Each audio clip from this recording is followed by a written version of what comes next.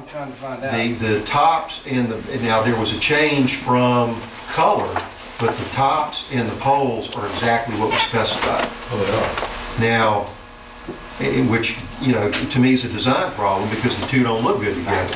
Now, if it's a problem with Stresscrete that they didn't carry the color all the way up, then Stresscrete needs to replace the poles at their expense, because if you go back and try to paint that gray, we're going to have a maintenance problem for the next 25 years. They'll always do it. That's why we're trying not to paint those. The concrete poles are fine, but somebody needs to come. Our position is, I would like to say, is what's up there is unacceptable. What are y'all going to do about it? Right. That's it. So you just really want Neil Shaker, if he wants to bring pre-stress and the rest of them, he can. Stresscrete, right. Whatever. Whoever, I mean, ultimately, at the end of the day, if you got more people that you're trying to divide $225,000 into, it's going to help. Being from the construction side of it, if he met specs, I think a nice approach at first to see if he'll do something about it would be best. If he followed specs, he has a good legitimate. I'm gonna get a hold of the lead. I'm gonna get a hold of Craig High. That we're talking about is that y'all want. I'm just saying, I mean, I think before we just tell these guys they're Jimmy met unacceptable. specs. What I'm saying is there is a design flaw in the design documents, because what we got is horribly, horribly ugly, and we shouldn't have to pay for it. I How think do you it's determine the it's a company design? that manufactured the light fixture. Well, do you? Is what I think. Because what is spec here is what we've got, and if you think what we've got is okay, then that's okay. But to me, and what I'm trying to convince this board of, is that based on these photographs, that it's not okay. And it may be a manufacturing issue, that if that top had been treated differently, then we wouldn't be sitting here talking about it. And that should have, the first pole that went up, somebody should have raised a flag. If you knew to raise the flag. Who said this? I didn't say it. I thought it's the way it's made. Was it Neil Shaker? Pardon me? Neil Shaker, you want model number, blah, blah, blah. Correct. Correct. Also, what about the stop sign poles? Those supposed to be changed out also. The what? The stop sign poles. They're not through, I think They're not that is through. temporary stuff. They're gonna have Okay. decorative poles, decorative street signs, Right, coming. okay. Okay, the mayor's gonna contact Neil Shaker to be at the next board meeting. Thank you. Okay. Okay. Streetlights can now place up there. Streetlights now place subdivision. It's time for the city to, Take those over. take them over. We just need a motion to Are there any authorize houses out there? the Not clerk. a house there, my friend. Why can't we turn them off? Well, when we take them over, we can. We gotta take them I mean, over. why? Well, I don't know. We gotta take them over. Gotta take them Before over, we can do then you anything. turn them off. You want to. We've officially accepted the subdivision. Right. Yeah, It's it's just- overdue. it's They just- found out they went a year paying longer than they needed But to. that's not, that's And I like that okay, part. because it's their job to let us know when the time is It's up. their fault. They didn't let us know. And, so we just need a motion to authorize Jimmy, me this to got killed take this him. over. We have a motion? So moved. Second. All in favor? Opposed? Motion carried. All right, now you got I'd like to move streetlights. to turn the streetlights off and we take that over. There's nothing on it. I mean, if it's $100-something a month, and there's nothing down there.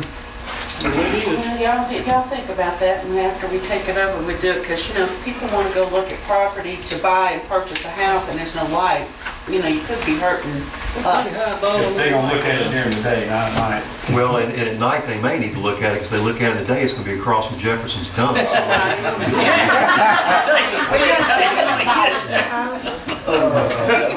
Boy, he's on that board tonight. He's going there. But it ain't gonna stay. Report from city attorney. Okay. Man, the first thing we have for y'all, I mentioned it last time, we have a resolution to adopt and approve an interlocal agreement with the school district. It just lets y'all exchange property and services. The reason we needed this was to let the school district lend the oven out there, but it formalizes that agreement and lets you exchange services to save money for the Long Beach taxpayers. So that's the purpose of that. So moved. Second. All right, roll call. Aye. Aye. Oh, I wait for Becky on this one. Becky didn't get the vote. Ronnie. What shall we say, Anderson Anderson, not voting? Okay, the second, thank you. The second item is a friendly annexation on 28th Street. It's the, thank you, it's the property where Point Marine Lumber wants to locate. That gentleman has been extremely nice and patient. He wants his property to be annexed into the city so he can start paying taxes and his point is so he can get water and sewer, but you know. And you have an ordinance in front of you. You have an ordinance, there's something missing in the ordinance.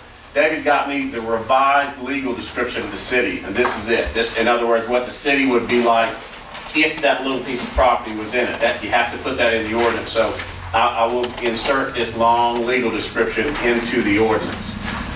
Is that pink thing out there on 28th Street? Yeah, the old gas station next to it. So can we send him a letter that he's in violation of the ordinance since he's got an unfinished pink building up there? He'll probably finish his pink I building. think what I would do is I would cool my jets and let them get there and get in the city. Then we'll start prosecuting. Now the city. No, I'm so used to people jumping on folks. No, they've been very patient. Yeah, so when we get that in, what we do is, when we get that in, we file a lawsuit, we notify the county and the city and everybody. A certain period of time passes and nobody will object and the judge will sign the order. So that, David, do you have one of those for me? this one's for you, because I'm gonna get it from him in an electronic format. Well, how come I can't have one? You can have it too. You can. Okay. You want to read it? No, I don't want to. All right. We have a motion. We have a second. Let's get some Roll call. So roll call. Park. Aye. Bonche.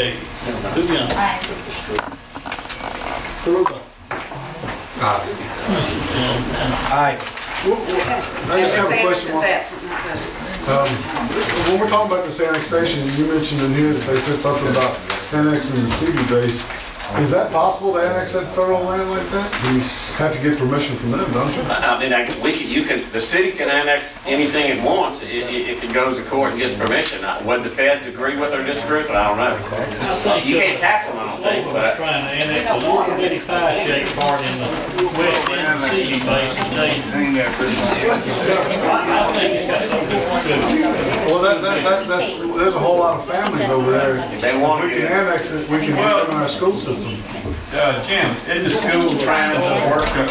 The school's trying to work something with CB base now. So the problem is, you're exactly right, in the old days, if you annex the property, you can put it in the school district, but since Gulfport did that major annexation a few years back, that's not the law anymore. Just because the city grows, the school district does not grow. In fact, the city of Gulfport there's Harrison County School District inside the city of Gulfport now. Because Harrison County School District wouldn't give up the property. So the city took it, but didn't. So If you annex to Landon Road, there'd be all of that except for a small portion would be in Harrison. yeah, and Harrison County District might, the Harrison County School District probably said, we won't fight your annexation to the city. We don't care, but if the school district tries to take it, we will oppose that. Yeah. So All right, what else? procedural guidelines. I passed this out for you. This is furthering to our work session. It's got 2 paragraphs. Do you see it? Everybody got that? Let me tell you very, very briefly what it says. The first paragraph it just says be nice and be concise. So try not to and this board has not had that problem. I don't mean it that way, but I mean if you're gonna adopt a policy, it should say in debate, please refrain from personal criticism of each other. Like I said, this board's never had that problem, but on some occasions over the many, many years, it has been an issue. And when you speak on a subject, try to be concise. Try not to sound like me. Try to speak your piece and quit, because you're adopting a rule limiting debate, right? So all right. Then the second paragraph goes to the guts of what you talked about. It says debate's 35 minutes unless it's extended by a majority vote. Okay? If it's not extended by a majority vote, debate ends. At the end of the debate, whether it's 35 minutes or whether it's 5 minutes, then any member has up to 2 minutes to speak their piece.